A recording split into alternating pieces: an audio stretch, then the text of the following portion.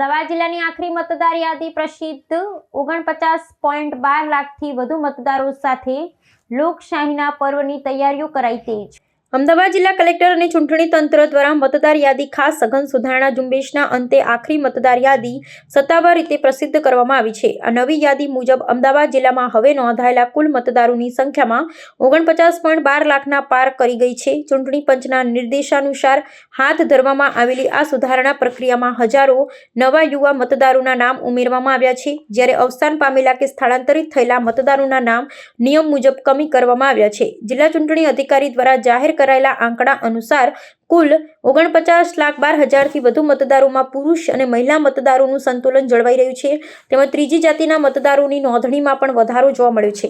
ખાસ કરીને 18 થી 19 વર્ષની વયના પ્રથમ વખત મતદાન કરનારા યુવા મતદારોમાં ભારે ઉત્સાહ જોવા મળ્યો છે, જેમના માટે જિલ્લાભરમાં વિશેષ કેમ્પ અને શૈક્ષણિક સંસ્થાઓમાં નોંધણી ઝુંબેશ ચલાવવામાં આવી હતી।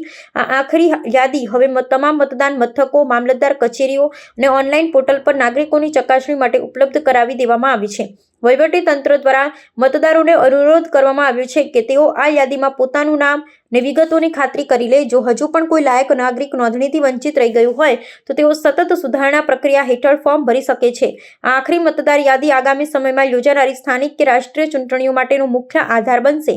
પારદર્શક અને ક્ષતિરહિત યાદી તૈયાર કરવા માટે તંત્ર દ્વારા BLO સ્તર સુધી ઝીણવટભરી કામગીરી કરવામાં આવી હતી। ઇનોમિનેશન ફેઝમાં આપના BLOs દ્વારા દરેક મતદારો સુધી પહોંચવાનું કામગીરી કરવામાં આવી। એના ઇનોમિનેશન ફોર્મના ડિસ્ટ્રીબ્યુશન કરવામાં આવ્યા પછી ઇનોમિનેશન ફોર્મના કલેક્શન પણ કરવામાં આવ્યું। એના પછી ઇનોમિનેશન ફોર્મના ડિજિટાઇઝેશન વગેરેની પ્રક્રિયા આપને ઇલેક્શન કમિશન ઓફ ઇન્ડિયાની સૂચના મુજબ આપને પૂરી પાડી અને જે SIRની પૂર્વ આપણે 62,59,000 મતદારો હતા। આ પૈકી લગભગ 48,06,000 મતદારો ડ્રાફ્ટ રોલમાં પ્રસિદ્ધ થયા। બાકી જે મતદારો હતા ASD તરીકે એનું ડ્રાફ્ટ રોલથી બહાર રહ્યા। લોકોની વાંધા સુનાવણીની પણ જે કામગીરી કરવામાં આવી અને આ દરમિયાન લોકો ERO અને AERO પાસે આવીને મતદાર લગત જે એના વાંધા સુનાવણી હતી અને જે ક્લેમ્સ અને ઓબ્જેક્શન્સ હતા એના નિસ્તારણ ઇલેક્શન કમિશન ઓફ ઇન્ડિયા અને CO ઓફિસની સૂચના મુજબ કરવામાં આવી।